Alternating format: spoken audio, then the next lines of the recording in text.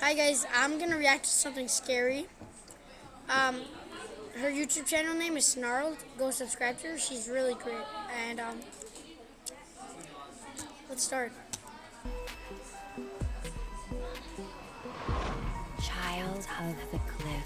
I don't like the name already. The following is based on a Filipino urban legend submitted by Jethro. Okay.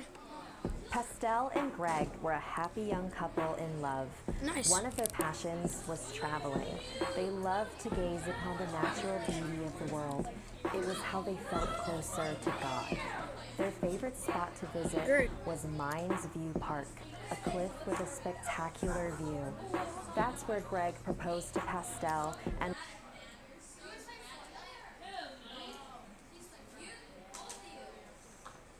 Wasn't the name of this story Child of the Cliff?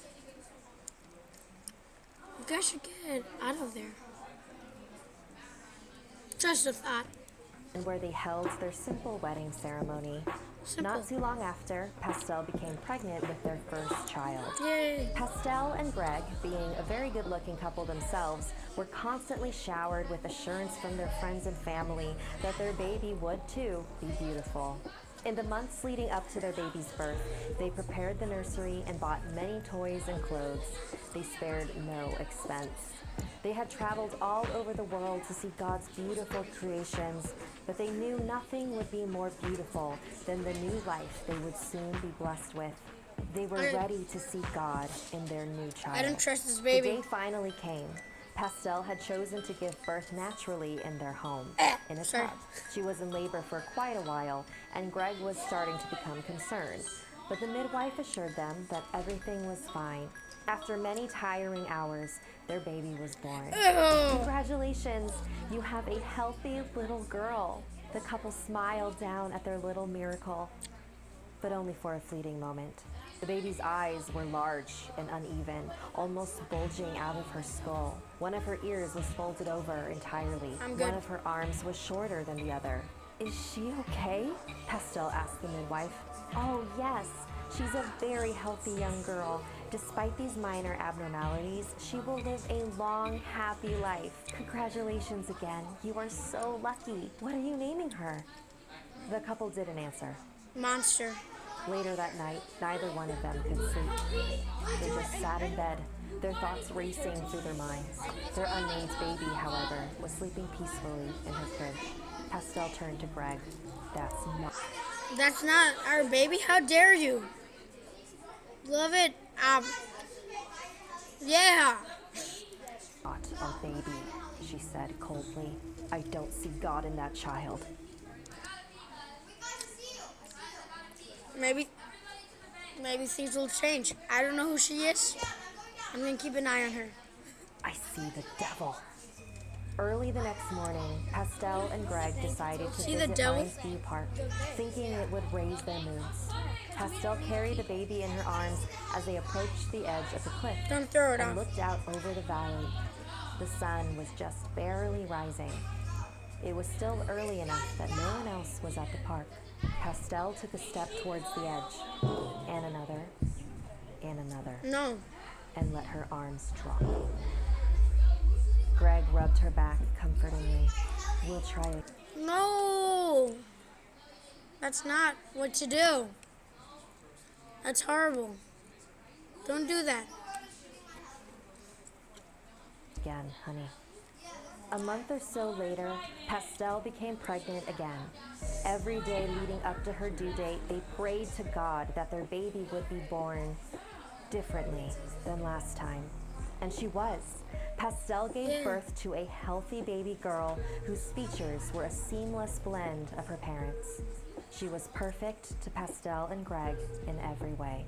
They decided to name her Angela. On Angela's 4th birthday, they took her to their favorite park so they could show her their special place by the cliff. Alright, what I think is gonna happen. The baby they dropped is 4. Is gonna push the child off of the cliff. Just a thought though. And that way, it could be their special place as a family. But when they entered the gate, Angela began to cry. I don't like this place, she sobbed. Can we go home? We just want to show you our favorite place in the world, darling. Pastel tried to comfort her. It's just right over there. You're going to love it. Angela was putting up a bit of a fight, and her parents were embarrassed by the scene they were causing. But they managed to get Angela to the cliff, and that's when she completely lost it. Mommy, no, please don't hurt me, please. At this point, everyone in the park was staring. Please don't throw me over again, please. I'm pretty now. I came back pretty so you'd love me. Dang. Wow, that's sad though. Wow. Don't you love me?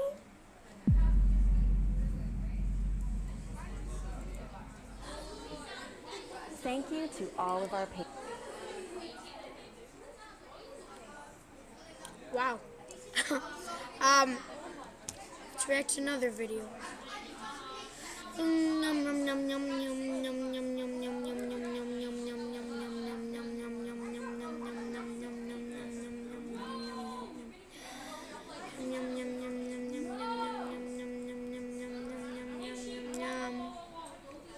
I'm creating my Wix site.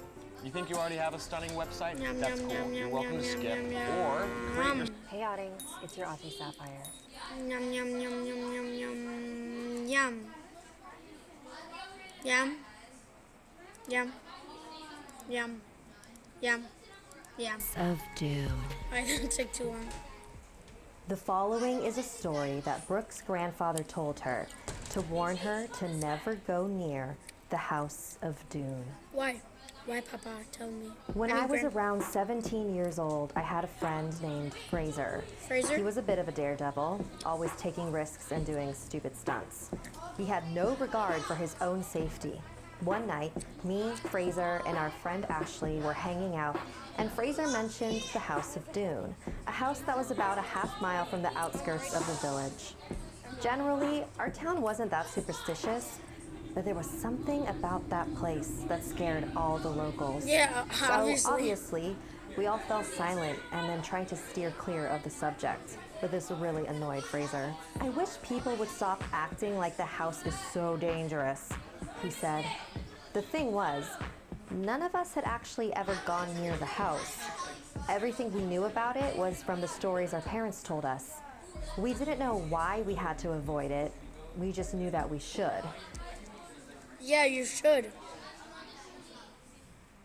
No offense to homeless people, but there's probably a lot of homeless people in there. It's an abandoned house. Don't go there. Don't. And Fraser wasn't the type of guy to follow the rules. Let's put an end to this stupid superstition and spend the night there together. What? Right now. You don't need to do Me and that. Ashley shared a worried glance, but Fraser was very insistent. So, without any real intention of spending the night, we decided to follow Fraser to the house. We thought we could maybe talk him out of it. So we pull up to the garden of the house, packed with our sleeping bags and flashlights. The garden was completely overgrown. Plants were wrapping around the gate, the tarmac, and the house. The windows were shattered. The house was giving off an energy that Something good didn't happen in there. I still can't describe accurately. Accurately. Sitting in that car, looking up at the bleak, desolate building, it was enough to make me come to my senses. We decided that this was a really bad idea and we should head home. All of us except Fraser. You're really going to let fear control your lives? Sure. He taunted us. Everyone is afraid of this house and doesn't even know why. Don't you want to prove everyone wrong? After about a half hour of arguing, Fraser realized he wasn't going to convince us and let us spend the night in the car, while he spent the night in the house alone. Before he went inside, he told us that he planned on staying in the attic. Every 15 minutes or so, he would bang on the attic wall facing the front yard to give us a sign that he was still okay. Then, at 8 a.m., he would return to the car. We wished him luck and watched as he confidently strutted into the house. We waited. Why do you have to do this? Yeah, he's cocky, but he's gonna risk his life over it?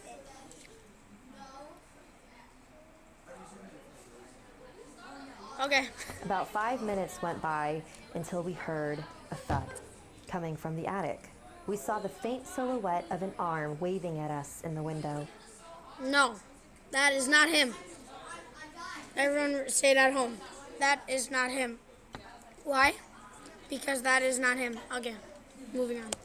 Relieved to know that he was still okay, me and Ashley got comfy in the car. But there was no way we were going to fall asleep. And just like Fraser promised, every 15 minutes or so, we'd hear the reassuring thud. It was now about 1 a.m. Me and Ashley were finally comfortable enough to slowly fall asleep. I wasn't sure how long I had been knocked out, but I woke up to the same thud sound, only it was a little bit faster. No longer every 15 minutes, but more like every 5 seconds. I wasn't sure why Fraser was pounding more frequently. Either he's in trouble, or that's the monster. Yeah, I don't trust that banking. Now, but as long as he was okay, it didn't really matter. I fell back asleep. I didn't wake up until the morning sun shone on my face. Ashley had also just woken up. It was past 8 a.m. in the morning, but Fraser hadn't come back to the car yet. Fraser was still pounding on the attic wall. We figured he was just showing off now, trying to prove to us that he could stay even longer in the house. But we really wanted to head back home now, and we weren't just gonna wait for Fraser to be ready to come down. Hey, Fraser, I shouted up at the attic. You proved your point. It's time to go home now. That's not him. Ashley and I had no choice but to go get him ourselves. Although the house was still fairly creepy in the morning, we felt a little braver, knowing that Fraser made it through the night. So we entered the house. There were footprints in the dusty floor that showed us Fraser's path. We followed it up the deteriorating staircase and to the attic, the thuds getting louder and louder as we got closer and closer. We opened the door. There was Fraser, hanging from the ceiling, his body swinging back and forth, and every 5 seconds, slamming into the wall.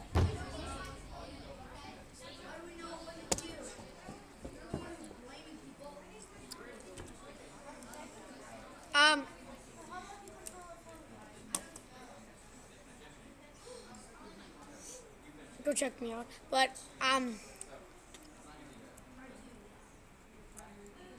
need a little bit more context of what happened. I don't trust what happened.